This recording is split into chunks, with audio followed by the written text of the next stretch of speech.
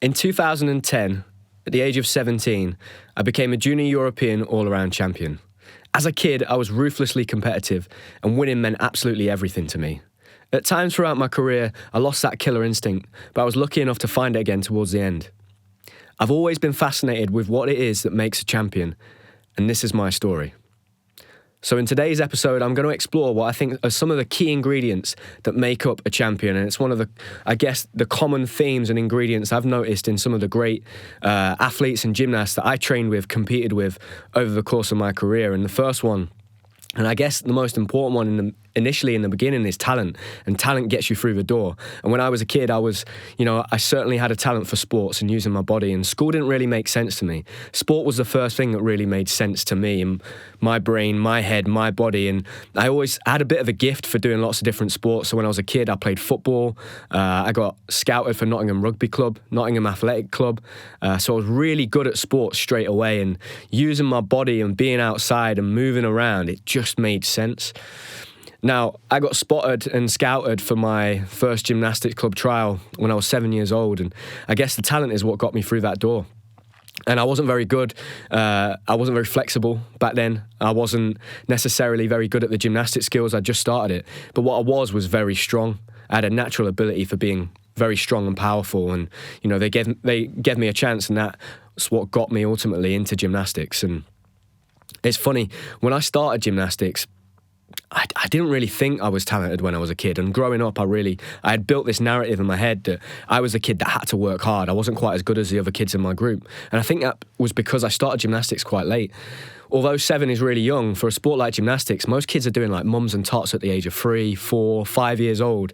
And the kids in my group and my teammates at the time, Reese, Andy, they'd already been training since they were literally 4 or 5 years old, so they were just quite far ahead of me. And I always thought that was just, I compared myself to them and just thought that, I'm not as talented as these guys, so I'm going to have to work much harder if I want to be as good as them.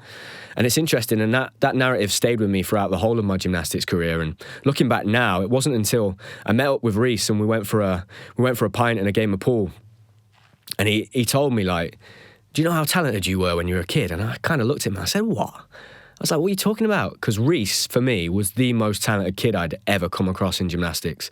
Throughout my 21-year career, he was just incredible. He was a performer. He could do nothing in the week. He wouldn't do anything in training. He'd kind of just mess around, half-heartedly try things, and then on a competition, he'd just switch it on, and he'd win. So for me, that coming from him, I couldn't believe it. But looking back, I guess, at 8 years old, I had my first trial for the GB team. And I'd only started gymnastics at 7. So a year into starting gymnastics, I had a trial for the Great Britain gymnastics team.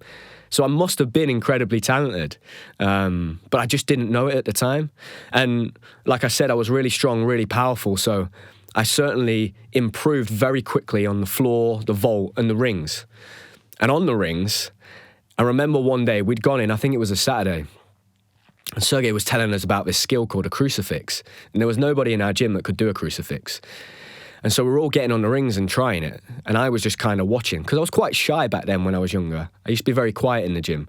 I'd have a big personality at home, but in the gym I was quite quiet because there was a lot of big personalities in my group. And I can remember all the guys getting on and trying this crucifix and lowering down. And I thought, I'm going to have a go. And I kind of took myself off to one side to the set of rings where nobody was really watching. I got up on these rings and I just went down and held a crucifix at 9 years old for like 3 seconds. And everyone in my group couldn't believe it. And Sergey straight away said, right, Sam, that's in your routine. So I was performing a crucifix on the rings, which is probably the most iconic skill in gymnastics at 9 years old. So I must have been incredibly talented. And I think, a lot of that probably came from my family, and it came from my family background. All my family were sportsmen. So my granddad was a footballer, my dad was a footballer, I played football, my brother's a footballer.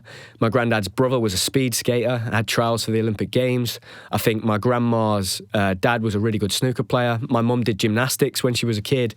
And my body type certainly lent itself to gymnastics. I was small, powerful, loved hard work, but definitely had a natural ability for moving my body and knowing where my body was in space and time. So one of my key skills in gymnastics, that was definitely one of my real super strengths, was my spatial awareness. I was a bit like a cat. I did get injured a lot, but that's because I took a lot of risks. But I could also, if I got lost in the air, I would always find my feet. And I guess one of the athletes that I really look to when it comes to talent, and I think about talent, one of the athletes that I trained with, and one of the great champions that we ever produced in Great Britain in gymnastics was Lewis Smith. And when I think about how good Lewis was on pommel, he had a real gift. And from what I understand, Lewis was probably a lot like a lot of athletes. He was super hyperactive. I've heard him tell stories of in the gym, he would just flick pieces of foam at people, and he'd always be sent to the rope to climb the rope. And he could never concentrate at school, found school quite difficult. And he was very hyperactive. I believe that Lewis has got ADHD.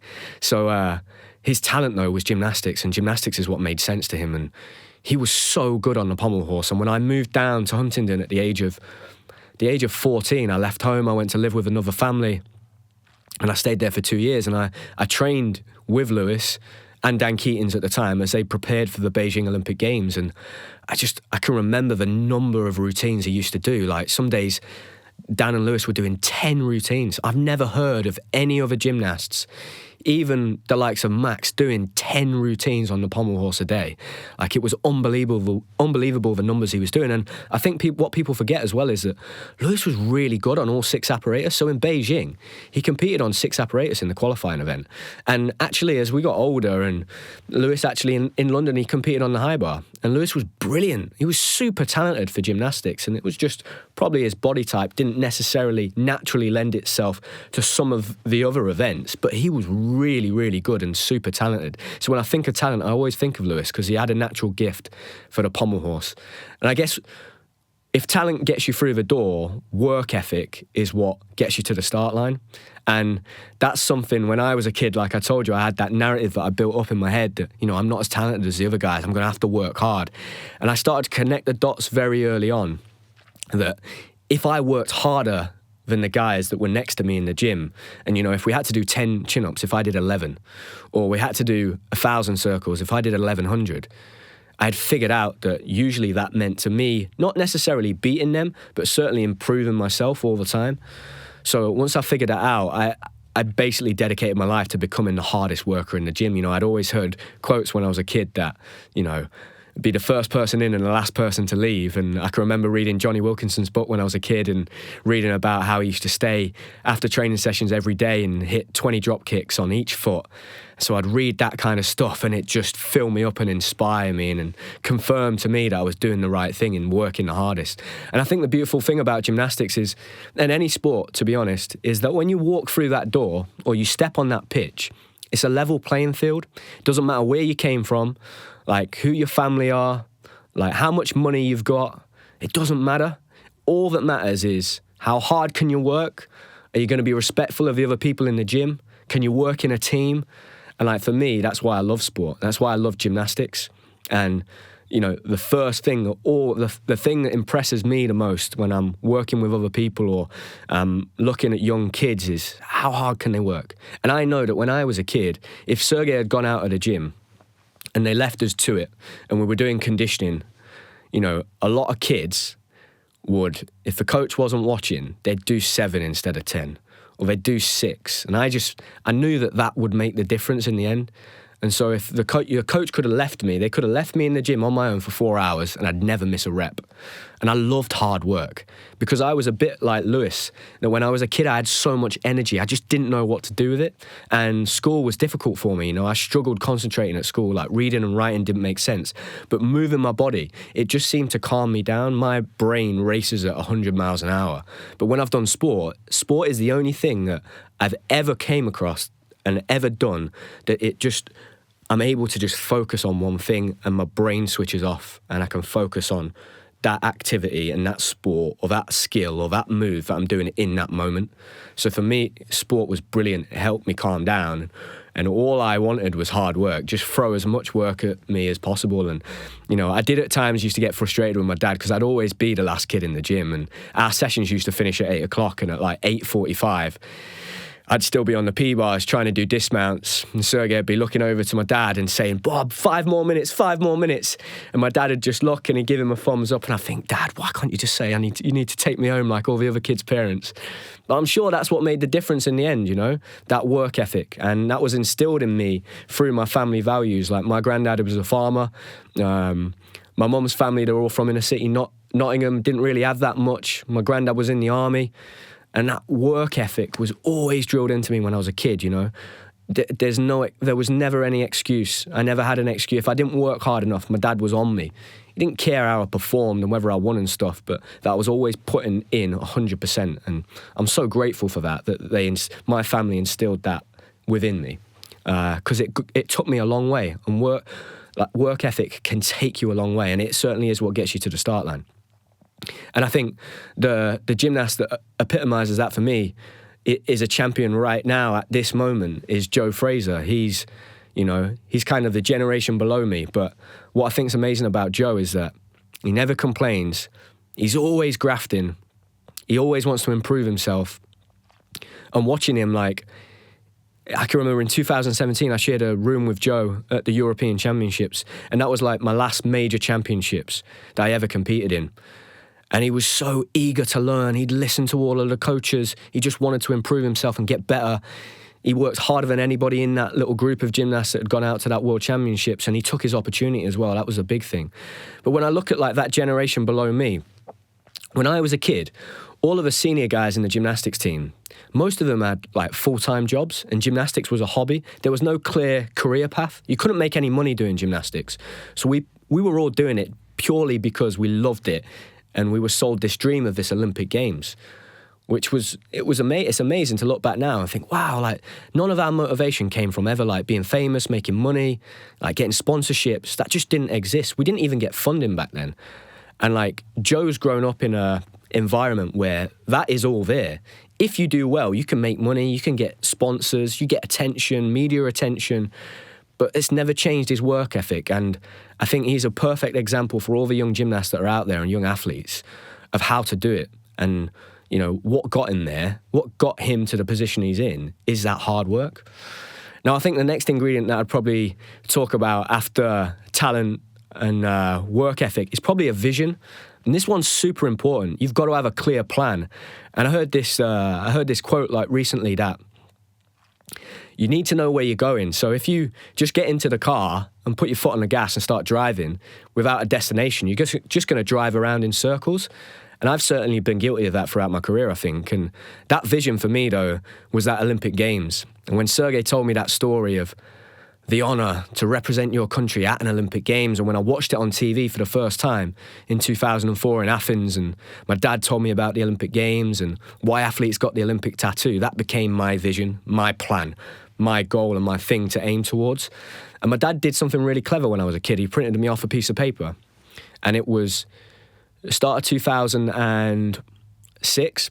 It was just after we won the bid for the Olympic Games. So I knew that in 6 years' time, the Olympic Games were going to be in London, and I'd have the chance to represent my country and go and compete in Olympic Games. And I can remember really clearly we used to drive to the gym at 6:30 in the morning.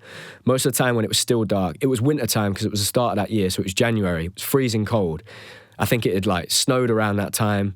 I can remember on the car it saying -12 on the car. And Sergey's making us do these 2 laps around this field. And I'm running around this field and I'm going, and I can remember saying to myself, I've got 6 years. 6 years now to go until London 2012. I'm going to be on that team. And I remember thinking that at 12 years old and having that clear goal and vision. And the reason that's really important is because that goal and that dream and that plan that you have, it's got to be strong enough so that on those days when it's snowing outside and it's -12, you will still get up and you'll get yourself to the gym and you'll put the work in and work hard. And I can remember that me and my training group at the time, so me, Reese, Andy, another lad called Zach, we all got this piece of paper and we wrote on this piece of paper, London 2012, Team GB. And then we wrote all our names and we said, we're going to be the team that goes to the London 2012 Olympics. And we basically climbed a rope in the gym at Knott's, and there's a big metal steel girder. And we put this piece of paper in the girder and we said, we'll take it down after the Olympics in 2012, once we've all been to the Olympics and won a gold medal. Which is cool. I mean, that's an amazing story of like how inspired we were as kids and this big dream that we all had, and we shared it together in our group. And Sergey had probably instilled that in us and inspired us with the stories he used to tell us. But the funny thing is, I climbed up that rope not long ago to get it back down, and I left the gym at Nottingham at 14. to go down to Huntingdon to pursue my dream, this vision that I had. And I just felt that if I had stayed in the gym, Sergey wasn't going to be able to come and visit me, and I just wasn't going to be able to achieve my dream. So we'd made this big life decision, me and my family, to move down to Huntingdon. And it wasn't well received within the club at the time. And the head coach that was left at the club, it's quite funny. I remember the last day that I had a training session in the gym at Notts, he wasn't happy I was leaving. And I was 14 years old. He took me to one side and he said, right, Sam, I don't agree with your decision. I don't think it's going to work. I don't think you're going to make it. And you're never allowed back in this gym, so take all of your stuff. I was 14 years old when he told me this, so I went and got my bag, and all the lads were saying, Sam, why are you going? Why didn't you tell us? Like, we would have stopped you. And I said, I know you'd try and stop me, but I've got to do this. And I was dead nervous about leaving. You know, I was leaving home. I was going to be leaving my school, leaving all my friends at the gym. And at the time, they basically, all the lads in the gym, this is a funny story because it shows you how mean kids can be, but it's quite funny. They used to call me Voldemort. They used to call me the boy who should not be named. That's what everyone used to call me at the gym. And they must have climbed up that rope, took that piece of paper down with all our names, and they ripped my name off it, but they put it back in. So you had those guys that were still in my group on this London 2012 piece of paper, still up there, and then my name on its own. And the funny thing is that in the end, I was the one that went, and they'd ripped it up. And those guys, you know, and they had great careers, but they never went on to go to the Olympic Games. It's just a funny story. But that clear vision is really important, and I think the gymnast that comes to mind when I think about that vision is Max.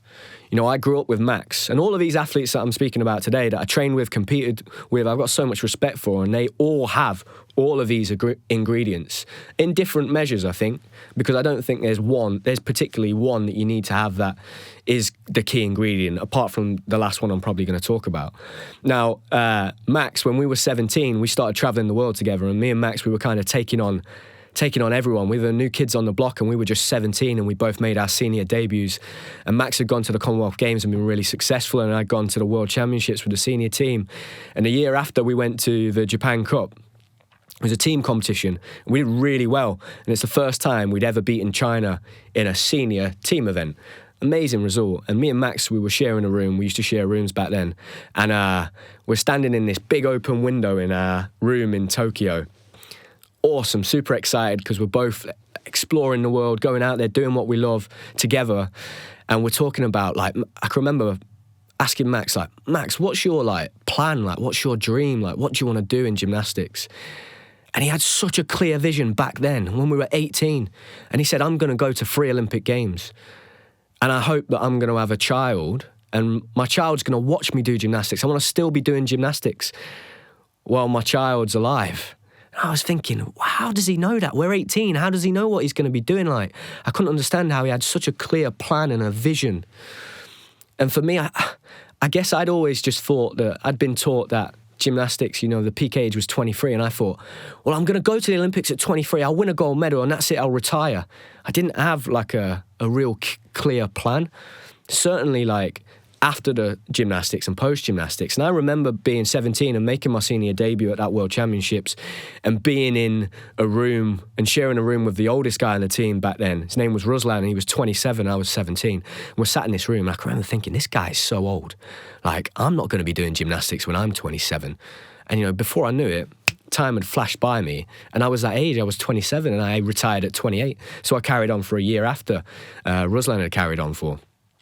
And I think that clear vision is super important. And like I said, it's the thing that's going to keep you on track. And it is the thing that is going to keep you motivated, especially on them tough days, because you're going to have them. It's easy for me, when the sun's shining outside, everyone's a bit happier, aren't they? And everyone says hello to each other. It's a bit easier. Life's a bit easier. Work's a bit easier. And it's the same when you're training and when you're in elite sport. And the days where you feel fresh and, training just seems to go smoothly, and you kind of ride that wave. They're not the important days for me. The important days are when your back's against the wall and you're struggling and you're tired, you're fatigued. You might not have slept well the night before. You might have a little niggling injury. They're the days, and that's when you need that real strong vision and dream to remind yourself. Like I did when I was a kid and I had that piece of paper that my dad made me, and it said London 2012, Team GB, Sam Oldham. and it was put in the back of my wardrobe. So every morning when I'd wake up at 6 o'clock and put my tracksuit on to go to the gym, I'd see it. And when my brothers and sisters were asleep, or my friends were watching cartoons before school in the morning, and I was at the gym and I was missing birthday parties and I was working hard and I was jealous, I just wanted to be a normal kid, that reminded me, I know why I'm doing it. It's because I've got that big dream, that vision to go to the Olympic Games. So I think vision is really, really important. And it was for me. It was huge. And at times, you know, I think I lost that throughout my career. I had that clear vision for 2012, but I didn't really necessarily have a plan after that. I think I definitely did for Rio 2016, but then, you know, when my injury happened and I, you know, ruptured all the ligaments in my ankle, that changed things. And then post 2016, going into Tokyo 2020, I think more than anything, I did have a clear vision. My goal was to go to the Olympic Games. I'm not quite sure I had the self-belief to back that up, and I'm not sure that the goal was strong enough. Now, I gave it everything, but you know, that played out the way it did. But I think in the end, I got that back, and the clear vision at the end was, I want to compete one more time. I want to experience all those emotions of a competition. And that made it so much easier for me training in those last 2 years and having to make myself get up through lockdown and go outside in the garden when no one's watching, doing gymnastics exercises and staying fit. That clear goal and vision helped me get through that. So that's super, super important. And I guess the last ingredient that I'm going to talk about today, and these are the 4 ingredients that I noticed they're common. They were a common thread, and all of these athletes, all of the great champions I've trained with and competed with, they all had these. And this was the key for me. It was self-belief. Self-belief is the most important thing. And everybody will have heard people say on TV sometimes when a journalist interviewing an athlete or a coach, and people say, it's almost like a bit of an off-the-cuff comment now, but, you know, sport is 90% mental and 10% physical. And look, a lot of sport is physical, but when you get to the start line, when you're taking the best 10, 20 athletes in the world in any sport, they could all probably beat each other on any given day. It comes down to up here, who's got it up there in their mind, who's the strongest, who's got the most self-belief and confidence. And I certainly had that as a kid, definitely. Early on, I had that self-confidence. I really believed in myself. And that was really instilled into me through my family as well. They were so supportive. But I think as a teenager, I was certainly a people pleaser as a young person, and I wanted to make everybody happy. And I think because my dad was very successful but didn't quite make it in football, and Sergey was incredibly successful and didn't quite make it in gymnastics, for me, they had so much self-belief in me, I was kind of a little bit confused by it and baffled. I can remember thinking, like, genuinely, my dad believed in me more than I've ever seen anybody else believe in anyone. Like, it was, for me, that was pressure. I couldn't believe that he's got so much self-belief in me, and I don't feel that way about myself. Like, what if I don't live up to his expectations? And as a teenager, I was trying to please a lot of people, and in particular my coach, you know. I would go and win competitions or do really well, and everybody would be coming up to me, patting me on the back. But unless I got that approval from Sergey, it meant nothing to me, you know. I had lost that self-belief, and I was more reliant on other people's opinions of what I was doing. And their belief in me, I think, I kind of fed off that, and I needed people to tell me I was doing well and I was doing good. It wasn't coming like intrinsically through me. And I think I did get that back towards the end of my career. That self-belief came back, and towards the end, it was brilliant. You know, I'd go into the gym and I'd kind of started to look back at the beginning of my career, and that narrative that I had really fed into this self-belief that I wasn't talented. I was just somebody that worked harder than everybody else. And I'm sure it was me kind of like counteracting myself ever becoming like a bit lazy and taking my foot off the gas or becoming cocky and arrogant. And because that was something that I think certainly Sergey and my dad were quite conscious of. They never wanted me to, they always kept me very grounded, which I'm super grateful for. But for me, I'm so self-critical. I was never, ever going to become an arrogant athlete or person or gymnast, because my harshest critic was always myself inside my head, you know? And I think that really looking back, that's one thing that probably really impacted me now. That narrative that I'd told myself as a real young kid that, you know, you're not that talented, you've just got to work harder than everybody else. And I think it played a massive role in getting me to the Olympic Games in London 2012, but it's also probably why I burnt out quite a bit as well towards the end of my career, because I overtrained a lot of the time. But at the end, that self-belief came back, and I started listening to Sergey. I started believing him when he was telling me that, Sam, you can do this. Like, your gymnastics is so good. You can do anything. And I started to go, yeah, actually, I've done so much in my career. I must be pretty good. And I know that will sound crazy to people because I've had a really successful career, but that self-belief, it just wasn't there a lot of the time, you know? And that really is the key ingredient. And I think the athlete for me that I trained with, competed with, and that I saw that had this unwavering, and everybody had it. And some of the athletes that I spoke about, and certainly me, I had it at times and then it went away. You know, it's ever changing a career in sport. And for this athlete was probably Niall. And I remember Niall had so much self-belief that when he came onto the senior team at 18 and we had a training camp in Portugal, and he's following himself around with his camera, interviewing himself and basically making YouTube videos, and all of us older lads are kind of looking at him like, who the hell does this kid think he is? And all of the lads, the hardest thing that I think was the lads that were his age were thinking, who the hell does he think he is? Like, he's one of us, and he's now on that senior team, and he thinks he's better than everybody. But he didn't listen to all of that. He knew what he was doing. He stuck to his guns. And I think I've mentioned this before, but in 2016, at the second Olympic trial, when I stood there on the line next to Niall, and I said to myself, I can't believe I've done that. I think that says a lot about my own self-belief. And his response was, yeah, believe it. You're Sam Oldham. And I think that says a lot about Niall. And Niall went on to have an unbelievably successful career. And he's been successful not just in gymnastics, but in YouTube and all the other stuff he's doing. He's now on TV. But for me, his self-belief was just unbreakable, you know? You could have stood there and he would have argued all day long that, of course, I'm going to be the best in the world. And all of the best champions I've met and come across, they've all got that. And I certainly had that at times. And I was lucky that I got it back towards the end of my career, and I realised how good I was at it. And I used to enjoy it then. And I think a lot of that was that self-belief. It came down to that competitiveness. And when I was a teenager, I certainly struggled with, I lined up competitiveness with kind of not having a lot of friends, and I kind of like almost didn't want to be competitive. I didn't like that part of me. But at the end of my career, I really opened that up again, and I embraced it. And we used to play trampoline landing games, and I used to love it. And the difference was, and this is what I'd say the big difference is when it comes to self-belief. Those athletes I've spoke about, Lewis, Max, Niall, Joe, they're only competing with themselves. They're not competing with anyone else. They're in their own lane. Now, they go to a competition and they want to win, but they're just trying to make themselves better. They've got this big vision, this big goal of being the very best. And ultimately, it's very hard to compete with someone that has that mindset and that incredible self-belief. And I think they, for me, they are the four key ingredients. And like I said, talent gets you through the door. Work ethic, it's what gets you to the start line. A clear vision is ultimately what keeps you motivated when the times get tough, because they're going to get tough. But the key ingredient and the thing that makes all the difference and that separates the good from the great, I think, is that self-belief.